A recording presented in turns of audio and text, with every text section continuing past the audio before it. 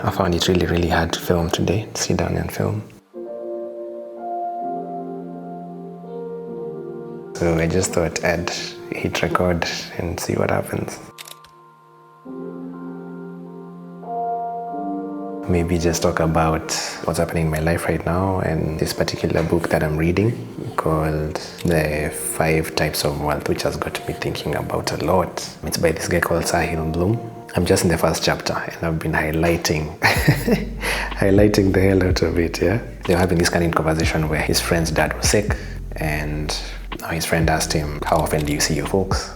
And he said, once a year at least, you know. So his friend goes ahead to tell him, doesn't that mean you have 15 more times to see your folks? Since Sahil's folks are in their late 60s, this really, really hit him hard. As I was reading that, it hit me really hard as well, because it brought on this whole thing of wondering, why is it that we're also focused on chasing this ideal version of life, which mostly has money tied to it, you know? Reading this also took me back to reading Stephen Bartlett's book, Happy Sexy Millionaire, where basically the whole premise of the book was money is really, really good, but it's not everything. So I start to see a link and I'm like, could they both be wrong? Because personally, when the money has been there, there's that peace of mind that's there that lets me focus on so much more than just chasing it. But simultaneously, when that money isn't there, the amount of unease that's there, you know, like you're feeling so, do I really, really have this life figured out? Will I ever have this life figured out?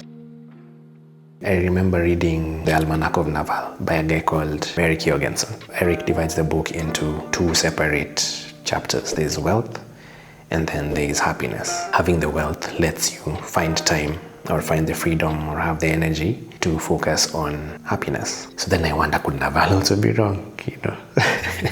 So all these things have been happening in my mind, and reading up Sahil's book really got me thinking, because he mentions that the types of wealth are time wealth, social wealth, physical wealth, mental wealth, and financial wealth. Note how financial wealth comes in the last stage. So for time wealth, it's basically getting to do what you want to do with who you want to do it with and when you want to do it. For social wealth, it's basically your relationships. Making sure you're showing up for your family to the best of your ability, you're spending time with them, being present in those conversations, in the day-to-day, and showing up for whatever they need. That's for family and friendships as well. Then for physical wealth, it's about your health. There's nutrition, rest, and there's movement. Mental wealth is what he calls purpose, yeah?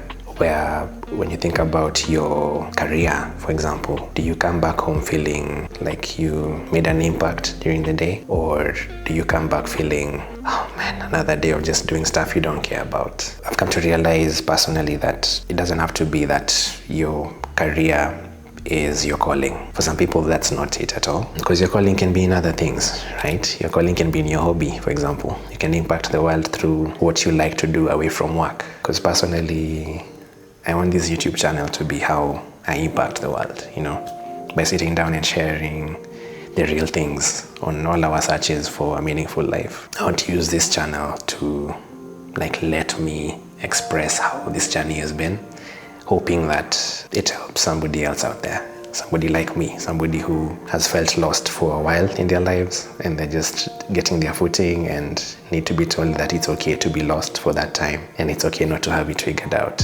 And it's okay to take your time to try a different path and to experiment and to fail. That's what I want this thing to be. Lastly, financial wealth. They usually say that financial wealth is like assets minus liabilities. We all know these things called investing and saving and all that, right? But how come even if we know it, why is it so hard to achieve it? Why is it so hard to do it? I think that comes from not having enough money. It takes me back to my main question. How is it possible for these guys to say the answer is not in money when it really, really seems like it is? You know, no matter how you try and slice it, you can't say money is not important, because I know personally I find it really, really, really important. But I'm starting to realize that you can have the other 4 types of wealth even as you chase financial wealth.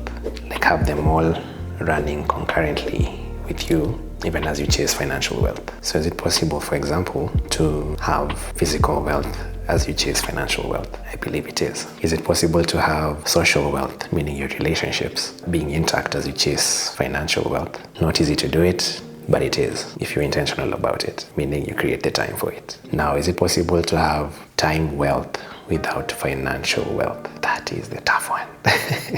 Because most of the time, when you ask your friend how they are, most of the time how they are, personally how I am most of the time as well, is largely affected by how work is, meaning how busy I am or how not busy I am. And not being busy means there's no money, meaning again, there's no time to try and focus on relationships. Or that's what we tell ourselves, right? Like, I have to keep dedicating this time to chase this money because I won't have time for the relationship if I don't have enough money. And this is where Sahil made me happy, because he said he's not here to tell us that money is not important, because for him, where he got, he was able to get there by having seen what it was like to have the money. And I think the same goes for Steven and the same goes for Naval. They've seen what it's like to have the money early enough in their lives to appreciate that it's not everything. But I feel like on the way to getting this financial wealth, it's possible to have the other 4 types of wealth going for you, so that when you have the financial wealth come in, it's not coming in where now you have to use that money you got to start paying for hospital bills to keep yourself healthy again. You're not getting this money and then there's no one in your life that you can spend it on. There's no one to spoil. Your friendships are all not intact, or you're not happy at all with the impact you have had in the world. And then now it's too late. It's a challenge to each of us, even to me, because when I was reading it, I felt so called out. Yes, I'm chasing the money. Yes, I'm chasing the financial freedom. I'm making so many videos about it even, But as I'm doing all these things, have I stopped to ask myself if it's going to give me the time wealth? How intact is my mental wealth, my physical wealth, my social wealth? So it's a challenge to all of us. It won't be easy, and it won't always be perfect. You won't have the perfect balance of all 5 types of wealth running concurrently. But whenever one of them dips, you can feel it, right? You can feel it deep, and you need to ask yourself what levers you can pull on to get it back up again, to get it running again.